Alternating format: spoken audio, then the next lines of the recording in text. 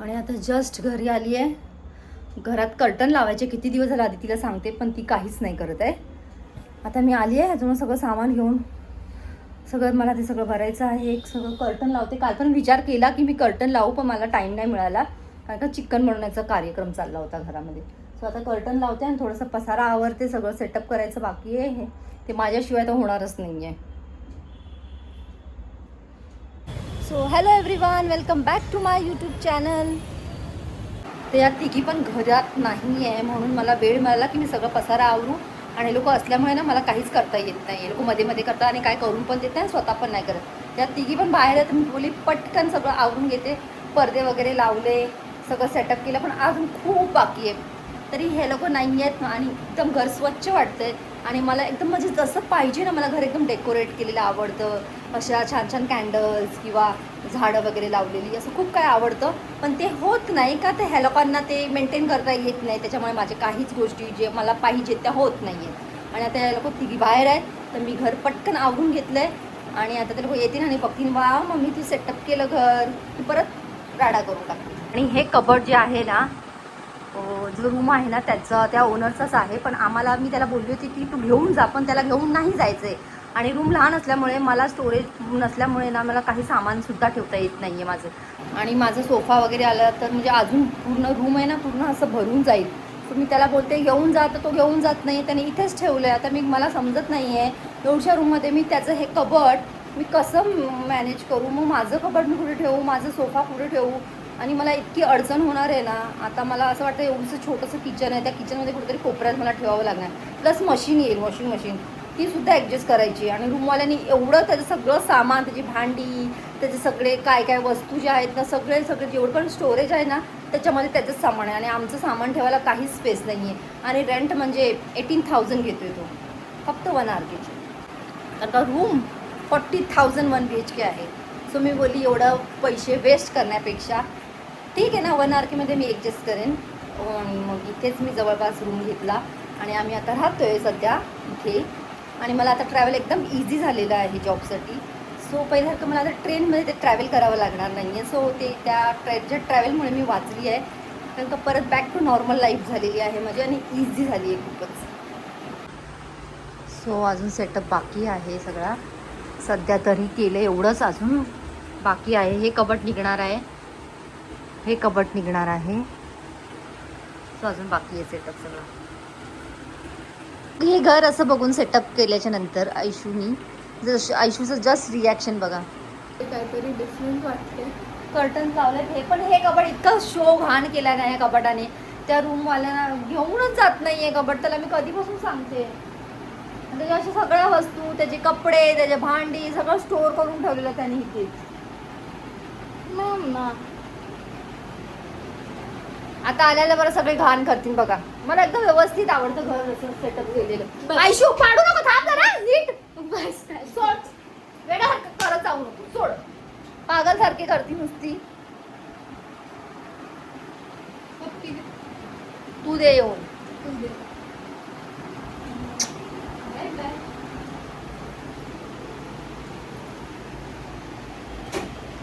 So इथे अजून मंदिर मला सगळं सेटअप करायचं आहे. अजून केलं नाही आहे, वेळ नाही आहे. कारण का सकाळी 11 to 8 ऑफिस टाईम असतो माझा जॉबचा. सो त्याच्यामुळे मला वेळ मिळत नाही. मी सकाळी मॉर्निंगला उठते, जेवण बनवते, नाश्ता करते, डबा घेते आणि लगेच निघून जाते. त्याच्यामध्ये मग तिथून मी निघते 8 वाजता, कधी 8:30ला, कधी 9, कधी 9:30ला. त्या अकॉर्डिंग मी येऊन जेवण वगैरे बनवते, बघते काय आहे काय नाही आहे.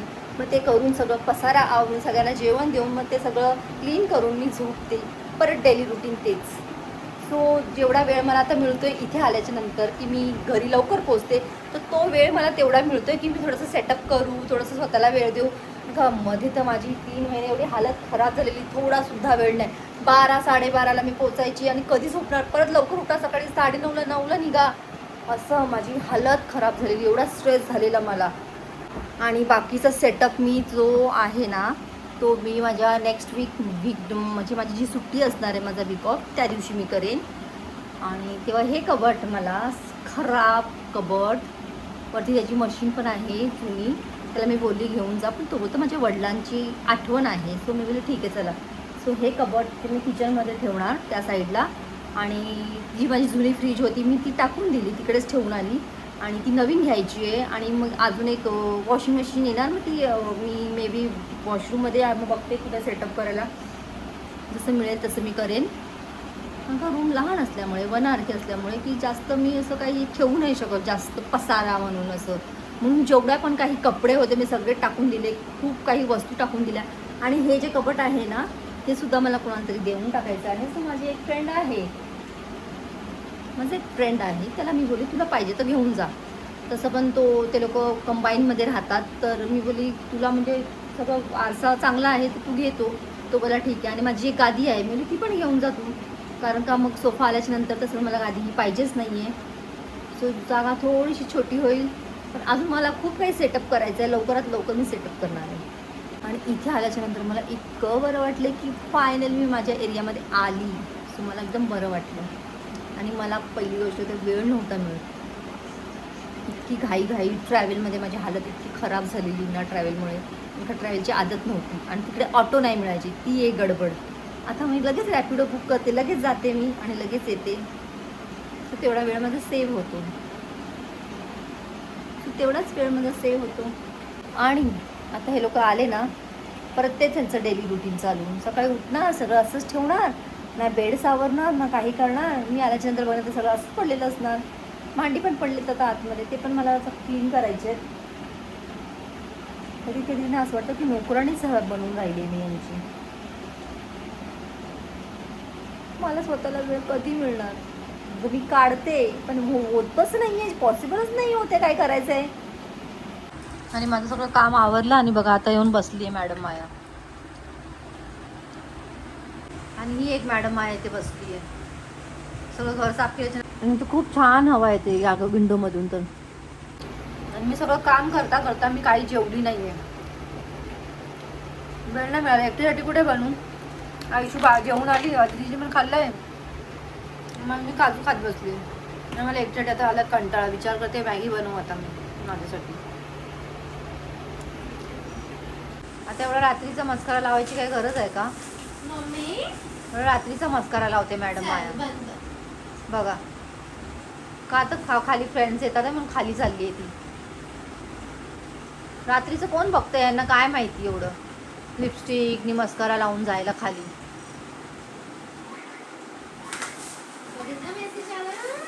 हीच घरातली कामं सांगितले तर नाही होणार. आता मी घर सगळं सावरले तर व्यवस्थित सगळं ते नाही मेंटेन करणार ते लोक, फक्त पसारा करणार. आता घाण पुऱ्या घरामध्ये. मला उद्यापासून परत घाण दिसली तर एकेकांना बराबर चेचेन मी. हां बघा आता रात्री फक्त खाली जायसाठी चालले नखरे. पोरांना सांभाळायचं, माणूस येडं होऊन जाणार. माणसाला एक पोर सांभाळत तिथे मी 3-3 जणांना कसं सांभाळले मलाच माहिती. थँक्यू फॉर सांभाळींग. हां तरी डोक्याचं खोकं नाही करून घेतलंय मी. करून घेऊ शकते तुला करायचं. बस झालं चल. DIY बनवूनच DIY मध्येच घेतलेला आम्ही. मीरा रोड वरून घेतलेला ना. DIY ग स्टोअरचं नाव आहे मम्मी. हा मग तिकडनं मीरा रोडलाच आहे ना ते शॉप. मग तेच तर मी काय इंग्लिशमध्ये बोलली काय, मग तेच बोलली मी पण. हा एक माया इथं बसलाय. केस बघा माझी आता फक्त तुम्ही. असा केसांचा झालाय ना माझ्या. तेव्हा हेअर वॉश कधी केलं बाबा, एवढी की घाण झालेत केस. माझी केस हेअर वॉश नंतर पण अशीच असतात. असे वर घेऊन बुचुडा बांधण्यात असं होणार ना. अजून काय नाही करू शकत मी आता माझ्या केसांचं सध्या. कोणाला पाहिजे होती मोठी केस. तुलाच, आम्हाला नाही पाहिजे एवढी मोठी केस. तेच तर तुम्ही लोक तुमची केस वापरून टाकले. आता माझ्या केसांवरती नजर ना मॅडम.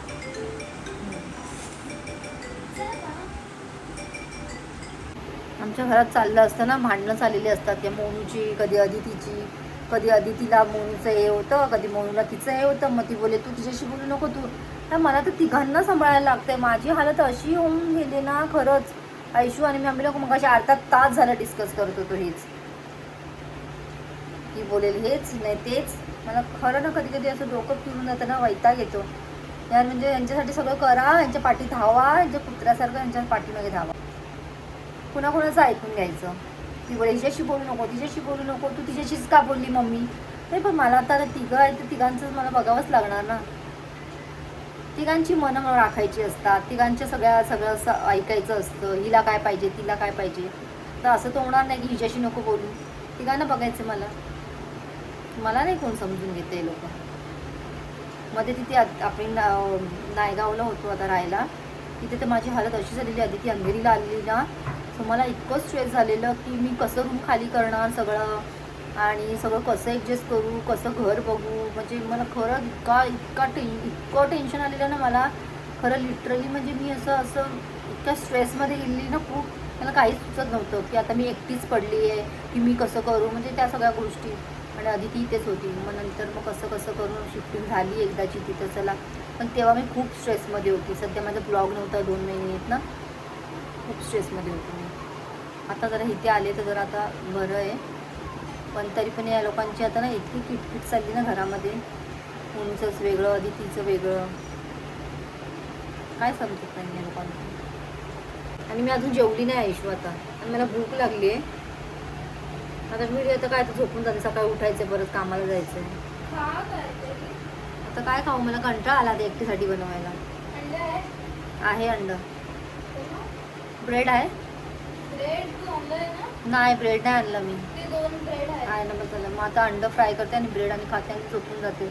बरं सकाळी उठायचं आहे, जायचं आहे, आणि प्लस उद्या मीटिंग पण आहे, अपॉइंटमेंट्स आहे. वेळच नाही मिळत जरा सुद्धा.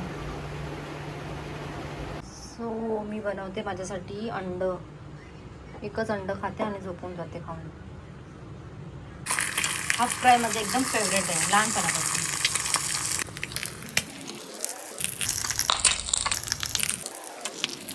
अजून पण खूप काही आणलं होतं खाण्यासाठी या लोकांना, स्टोअर करून ठेवलं की हे लोक ॲटलिस्ट घेऊन खाऊ शकतात ना, म्हणून मला टेन्शन नसतं मग काही. आता फोन थोडा चार्जर लावते आणि थोडं ते लॉकअप बघते गोविंदा आलाय म्हणून, आणि झोपून जाते. गोविंदाचा शो बघायला आवडतो. आणि ही मेथीपुरी इतकी टेस्टी ना, मला आवडली खूप. तुला आवडली नाही का? मला खूप आवडली. मला आवडते ही मेथीपुरी खायला, असं चहा संगती वगैरे सकाळी, किंवा टिक्की वगैरे असते ना, जसं खायला खूप छान वाटतं. ठीक आहे, आता आम्हाला बघू द्या. Bye. So hello, good morning. आणि सकाळी उठली, नाश्ता वगैरे केला मी, अंघोळ झाली माझी. आणि आता मी आज आहे पण मी डाळ भातच बनवते, कारण का नॉनव्हेज बनवायला वेळ नाही आहे. जायचं आहे मला, पोचायचं टायमावरती. तो डाळ भात बनवते, लोणचं वगैरे आहे, पापड आहे, लोक बनवून खातील. आणि संध्याकाळी मे बी मी नॉनव्हेज बनवेन. सो आता टिफिन वगैरे पॅक केली सगळी, आता निघायची तयारी चालली आहे. आणि फक्त आदिती उठली आणि बसली आहे, त्या दोघी झोपल्यात अजून. सकाळ सकाळ उठून बसते फक्त, ते पण आराम. आता लवकर नाही उठत. काय उठली की अशी बसते, नाही ब्रश करत ना, ब्रश करत ना उठत, नाश्ता करणार, अशी बसून राहील, अशीच बसून राहील मी फक्त. जाते कुठे का? बस फक्त हिंडायचंच काम कर. आणि या दोघी मॅडम झोपल्या तिथे. सो आता लवकर निघते मी, उशीर होतोय. आणि रॅपिडो बुक केला आहे मी, बस आता 2 मिनिटात रॅपिडो येईल.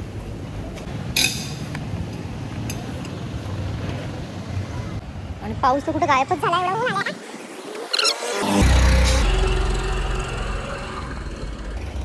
कधी येईल हा रॅपिडोवाला?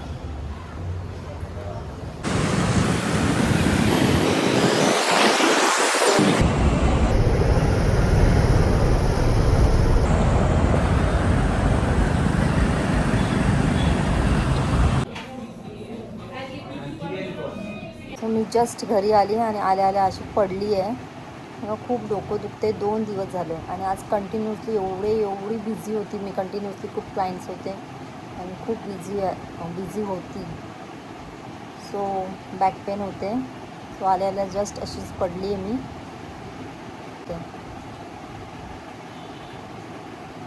आणि आता समजत नाही की काय जेवण बनवू. सकाळी मी राईस बनवला होता, दाल आणि राईस, पापड. पण नॉनव्हेज खायचं होतं आज. फिश आयुषूला बोलली होती फिश घेऊन ये. आयुषू फिश नाही घेऊन आली ना तू बाळा? घेऊन यायची ना. नवीन घेते चिकन ते. सो आयशू बोलते उद्या आणणार मी फिश. बघू आता, बैदा कढी बनवते. अंडा कढी बनवते. बैदा कढी बोलत की आयशूला आवडत नाही, बोलते अंडा कढी बोलत जा.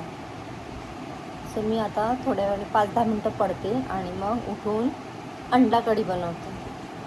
अदिती गेली अलिबागला, मोनू, आयशू आणि मीच आहे. तिचं बघा आल्याबरोबर बघते तर असंच टाईमपास म्हणून मेकअप करते ती.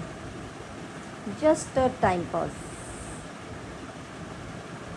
आम्हाला काय कामं नाही ना, कॉलेज अजून चालू नाही झालं, मग करणार काय दिवसभर घरामध्ये.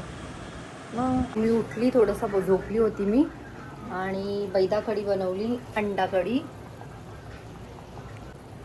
आणि अंडा कढी बनवली मी आमच्या तिघांसाठीच, फक्त तिघांसाठी बनवलं आमच्या. आणि आता जेवायला घेतो आम्ही. आयशू चल उठ जेवायला, उठा.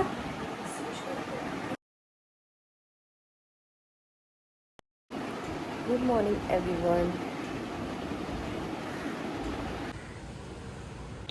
आणि स्पेशल मोनूसाठी उपमा गरमागरम.